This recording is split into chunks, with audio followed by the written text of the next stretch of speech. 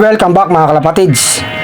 Pagkapanik ko, nasa labas na sila. Pinakawal nga sila ng anak ko mga kalapatids.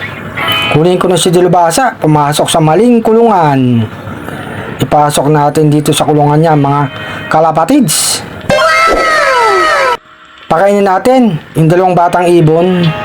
Hindi nga pinakawalan yan kasi nga baka mawala pa at saka kulang pa sa viewing mga kalapatids. Itong isa tumuka na. Yung isang kapatid niya nasa taas mga kalapatids, ayaw pang bumaba para kumain. Ito nga si Batik mga kalapatids, ayaw pang pumasok. Yung magandang ibon ayun nasa kabila mga kalapatids. Gusto pa nakatambay, mamaya magsisipagpasokan na yan. Ang weather mainit mga kalapatids, summer na.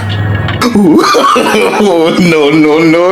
Wala pa ngang training mga kalapatids sa club namin. Nag-aantay ako para isali natin sa training yung mga ibang ibon natin mga kalapatids.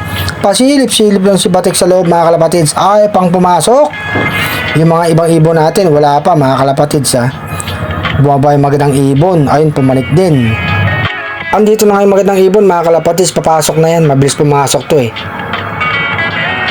Tumalo na mga kalapatids. Tapos eto si Batik at saka si Maestro, papasok na yan mga kalapatids.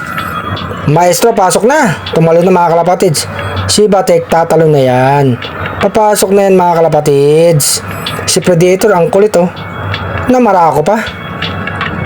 Talo na Batik, kasya ka dyan, tumalong ka na. Ayan tumalo na si Predator, halos magkasunod lang silang tumalon mga kalapatids.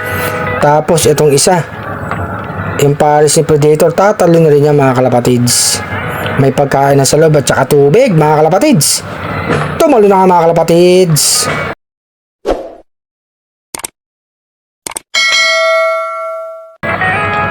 Yung ibang ibon natin nasa labas pa. Ito yung magpares, si Stichelbout at saka yung pares niya nasi Stichelbout mga kalapatids. Nag-aalang pumasok dito sa malaking kulungan. Yung nakakulong yan sa kabila mga kalapatids. Tignan natin kung papasok yan doon mga kalapatids. Ayun na nga sa baba yung mga ibang ibon natin, nagsisipagtukaan na. Ayun na yung babaeng Stichelbout, pumasok na nga sa kulungan nila mga kalapatids. Sumunod si Stichelbout, papasok na rin yan. Alam na nila yung kulungan nila mga kalapatids. Puntaan na natin mga kalapatids, isa na natin tong kulungan. Yung dalawang magkapatid mga kalapatids oh, magkasamang kumakain yung ibang ibon natin, tapos ang kumain mga kalapatids. Eto na nga si Black mga kalapatids, pababa na. Alam niyo na yung kulungan niya mga kalapatids, papasok na yan dun. May pagkain na rin at saka tubig, pumasok na mga kalapatids. Tatalo niyan sa loob mga kalapatids. Talo na Black. Para maisara ko na yung kulungan mo, ayun mga kalapatids, nasa loob na nga. Eto siya mga kalapatids, si Black. Magandang araw mga kalapatids, happy flying.